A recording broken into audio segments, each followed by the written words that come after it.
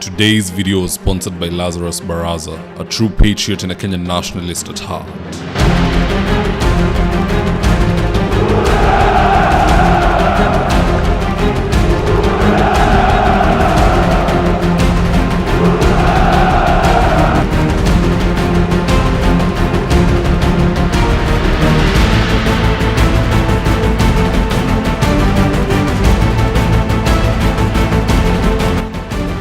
Stand by for debrief in 3, 2, 1. So let me just start off by saying that my good friend Ken Babu has been nominated as the best national youth leader, as you can see here on your screen. Now, to vote for Ken Babu, all you have to do is send BYL97 to 21007 and that vote will register in his ballot. Now, yesterday, Dr. Fred Matiangi touched down in Kenya and was received by a throng of people who are singing Ruto Must Go at the Jomo Kenyatta International Airport. Here's a tip.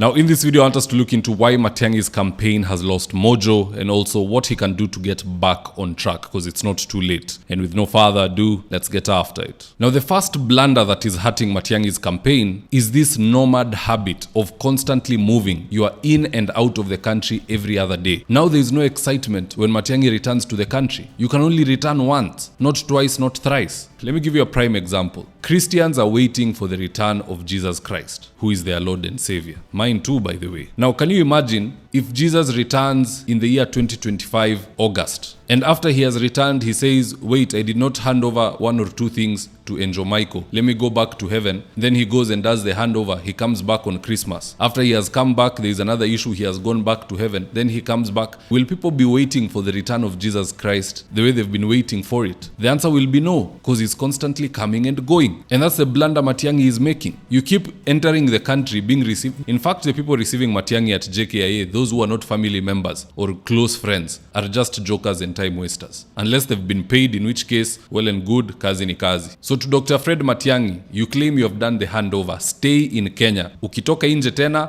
ka inje milele. Don't keep going and coming back. No one has time to receive you in JKIA or keep talking about your return. Because this return has no impact. You are returning every other day. Umekuwa kama boomerang. A boomerang is an item unatupa, inaenda inazunguka, inarudi kwa mkono yako. Unatupa, inarudi. So Matiangi needs to work on that. If he has done a handover, well and good. If he still has ongoing business, let him come back quietly and go quietly to avoid exciting and then disappointing a myriad of people. Now, the second blunder that Matiangi is making is this. Here's how I'd put it. For any young man to marry, or even to have a come-we-stay arrangement, for that matter, which is very popular these days, you must build a home. And if you can't build a home, you need to at least rent an apartment. Just create a space where you can convince a certain lady to join you there and you can start a family. But without that home, it is impossible. And Dr. Fred Matiangi does not have a party when we are talking matters politics. This party is the home. The people need a space to board. Rigathi Gachagua has created DCP. Watu wote wa mlima wameingia DCP. Martha Karua has PLP. All the ladies who are interested in her cause wameingia hiyo chama. Even Eugene Wamalwa has DAP. But Dr. Fred Matiangi is like the bachelor who likes going to ladies' homes, which is a taboo. From the way I've been brought up, it's a taboo. A man should not go to a lady's house unless you are dropping her and you are leaving, or if there's an emergency. But Matiangi wants to use somebody's house, a friend's house, to consummate his marriage. That cannot work. Rafiki yako atakula stock yako. Because any lady coming into a man's home, she will even respect the owner of the home more than the friend who brought her to that home. So Matiangi needs to form a party which Kisis will board, because charity begins at home. Others who believe in Matiangi, and there are many, they'll also have a party to enter. And then uko mbeleni, when they come and do a merger and they form a grand coalition and they sign whatever it is they need to sign and have it delivered to the registrar of political parties, this will look like a legitimate outfit. But you cannot have a grand coalition enye 3 people have houses. Moja anaishi chini ya bridge. So Matiangi needs to work on that. Now, on the flip side, what can Dr. Fred Matiangi do to get back on track? It's simple. Exactly what I advocated in the first half of the video. Be present in the country. Be present when major issues are being discussed and deliberated in the country, i.e. finance bill, the death of Ojwang. Matiangi ajongelee hizi vitu zote. Let him now start catching up. He's like a student amekuwa nyumbani, wengine wakiendelea na syllabus. He needs to join, catch up and start contributing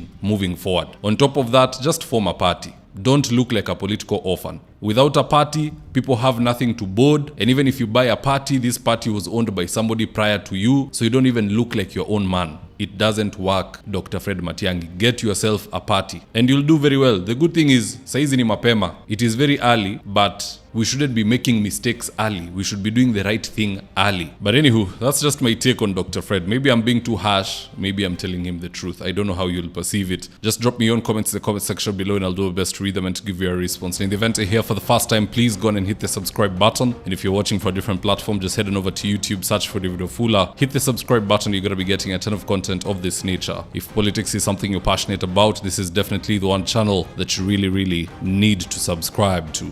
Alright guys, adios.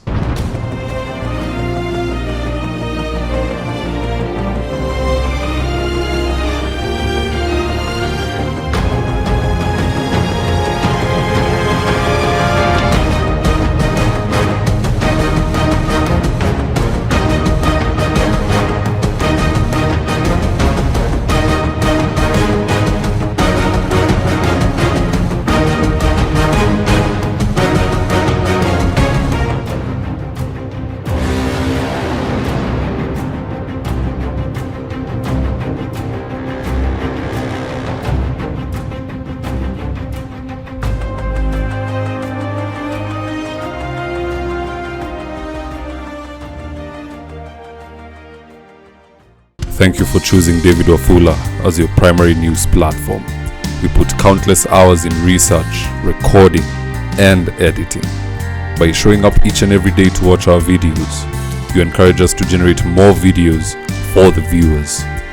We are on a mission to inform, educate, and build a better tomorrow. To our thousands of followers in a world full of presidents, kings, and queens, you are the real gem. Adios.